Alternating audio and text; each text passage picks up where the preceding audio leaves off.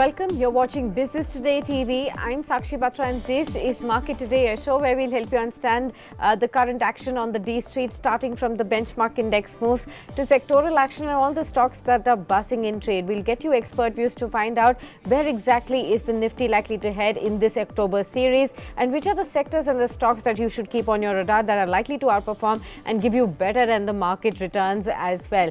Let me get you a quick check on the benchmarks first and then we will go on to our expert interaction. 150 points higher on the Nifty right now, 19,677 currently, going very strong, about 0.8% higher at the day's high level for the Nifty. The Nifty Bank is supporting very well, 0.8% of an uptick for this one too. 356 points of a buoyancy is what we see, 44,662 kind of levels being seen for this one. In fact, sectorally action is very strong as well, barring actually now the IT index is also picked up. All the sectors of the Nifty are up into the green and you're seeing very strong advance decline ratio even on the Nifty. When we talk about the top gainers, a lot of heavyweight counters are also coming up in good fashion. Just about I'd say 6, 7, 8 stocks that are down in the red of the Nifty 50 stocks right now.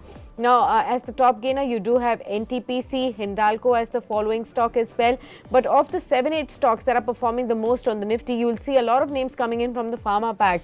So look at Dr. Reddy's, Divis Laboratories, Sun Pharma, Apollo Hospital, Cipla. All of them are up in trade, and which is why the Nifty Healthcare Index is also up as the strongest mover sectorally today, 2.8% higher in trade as well. The F&O basket also, looks strong as far as the pharma pack is concerned. Glenmark Pharma, 7.5% higher in the F&O action. Aurobindo Pharma follows up next. Dr. Path Labs also, up in trade, and Metropolis follows as well in the F&O space. So the F&O action in the pharma space is also pretty strong. Let's get our expert right here. Mr. Hemang Jani now joins in, very well-known market expert who you hear often on Business Today TV.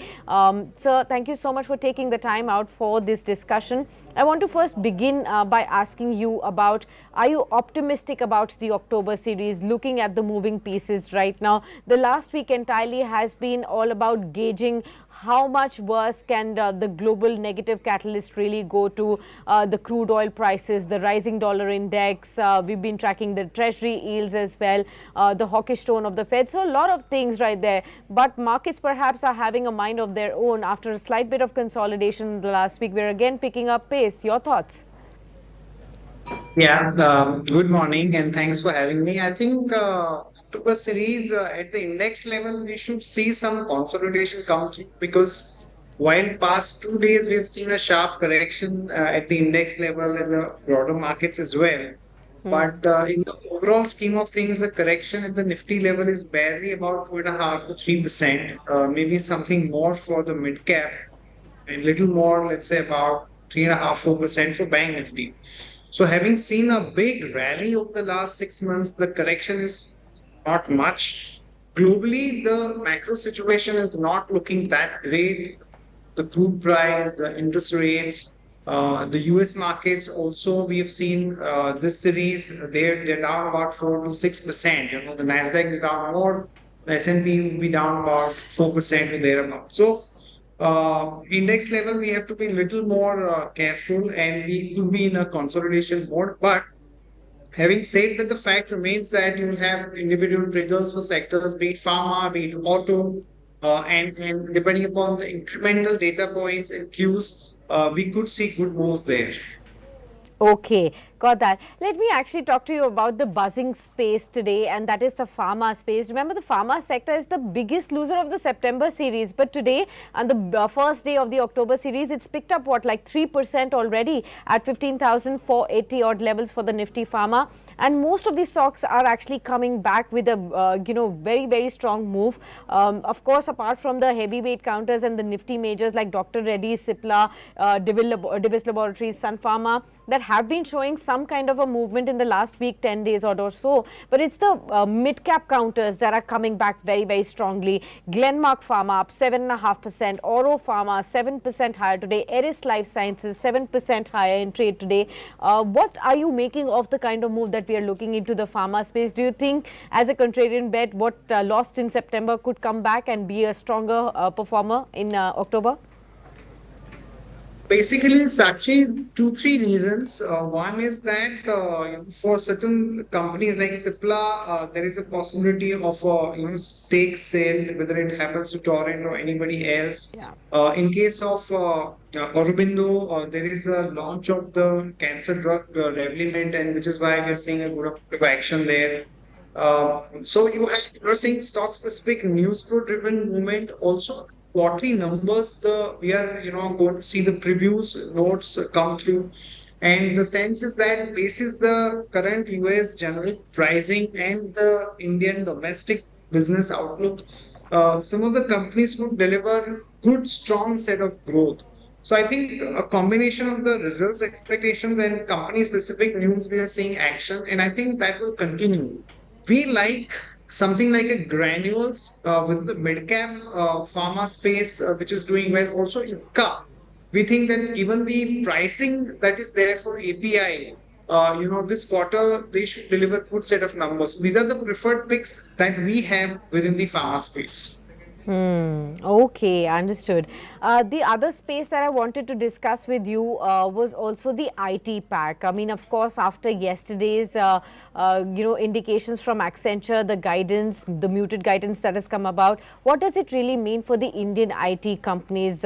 Yesterday, we did see a sharp sell-off in the Nifty IT names. We are just about a week, 10 days away from the earnings to come about. How should one be really approaching the entire IT pack, both large caps vis-a-vis the mid cap space at this point in time? So Accenture guidance was unexciting, and the commentary also is not really very inspiring. But what we must understand is that for some of the Indian companies which are into IT services and related services, the deal flow continues to be good, and we do not expect any negative surprises in the number. Though in terms of margins, some companies could have some issues. Also, the rupee has been weakening, and that would to some extent provide some buffer to the margins of some of these companies. So we do not expect any incremental negative, price tick, particularly the large cap IT names like TCS, HCL Tech, and Infosys. And mid caps will have to take a stock specific view. But overall, we continue to have a constructive and positive view from a results perspective. Okay. The other pack I will discuss with you is again the auto space. We've discussed this before. A lot of buoyancy being seen in both four-wheelers and two-wheelers as well.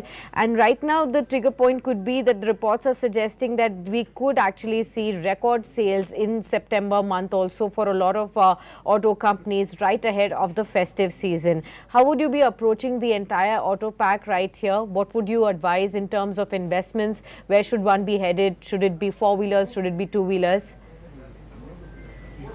The sector continues to surprises in terms of the data points, in terms of the price movement. Also, it's holding out pretty well. Results on this festive season, we have to really wait and see how the numbers are, because expectations are running very high, and it's panning out like a good season. But at the end of the day, what matters is what sort of numbers each company delivers. So we have a positive view on Maruti and Mahindra, and within the two-wheeler space, we have a positive view on Bajaj, where the management has indicated that the overall growth will remain quite strong, particularly the Pulsar in the high-end range which they have rolled out.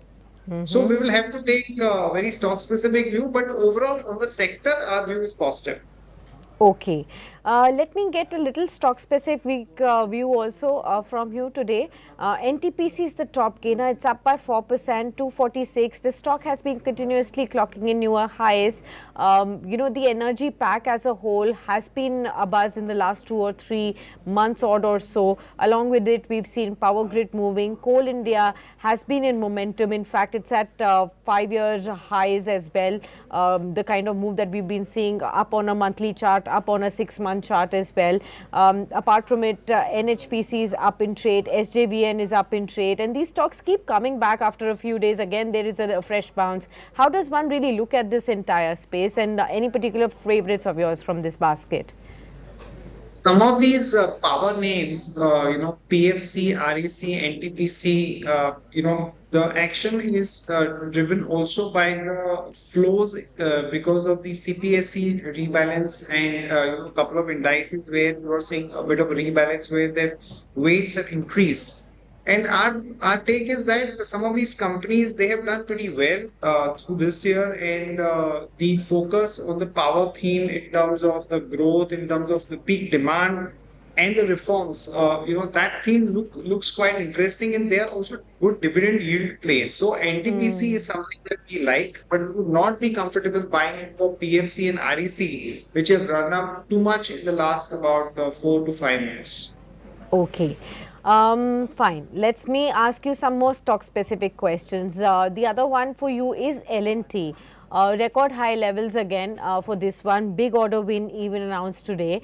Your thoughts on can this kind of a momentum continue? Really, 3031 currently for the stock.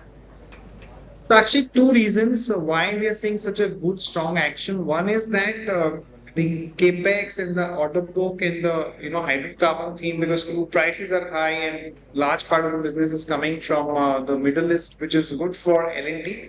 Also, in the recent buyback stroke open offer, the entire retail component got absorbed, and that means the floating stock is less. So technically also that stock is looking good. I think from a 6 to 12 months perspective, even when the stock has run up so much, we continue to have a positive bias. We think that the stock can again deliver about 18 to 20% kind of an upside even from current price. Okay, understood that. The other space is the metal space that's been shining brighter today. We're looking at a whole host of stocks up in trade. Stocks like Hindalco, they are the top gainers, 4.5% higher today. Also moving in tandem is Tata Steel, JSW Steel. We saw Nalco, SAIL, all of them in momentum again. Is there anything to look forward to in a long-term perspective? Do you think this current space is a good entry point for some of the stocks? So actually, we are seeing rally across commodities, be it crude, Yeah. be it metals, be it agro commodities, so on and so forth, which is actually not a great news for the economy. But those sectors will have, bit of a positive rub-off on them. So I think from a short-term momentum perspective, we like Jindal Steel and Power and NMDC. These are the two names where we expect a good about 10-12% kind of a move. But we are not too comfortable taking a medium to long-term kind of a view, given the macro challenges that we are, grappling with. So I think we should be a little more selective and play momentum. Okay, fair enough, sir. Apart from this, would you like to share your own particular sectoral favorites and stock favorites at this point in time?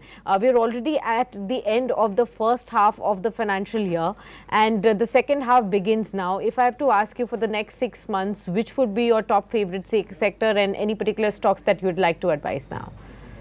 I think mid-cap cement is where we would be having a positive bias. So JK Lakshmi Cement within the small cap space, NCM Industries, also Radco Cement, because in the south we've seen a good amount of a price increase and the overall out there continues to be good. So I think this is one space where we should surely focus on. Okay. Mid-cap cement space is going to be interesting. Many thanks then, Hemang sir, for being with us on this show and discussing all these pockets with us and sharing your insights with all our viewers. Markets going steady, 150 points higher in trade on the Nifty. And the second half really begins now, and we'll have to see whether right ahead of the long weekend, the markets are able to maintain that green tick towards the closing of the session as well, and at the beginning of the October series for sure. So we'll continue to track the market movement for you. You can do the same by being with us on Business Today TV. So don't forget to subscribe to this channel and also continue to engage with us on our other social media platforms, that's Facebook, Twitter, LinkedIn, Instagram, everywhere that you can find the world of news and stock markets right here with us on Business Today Television.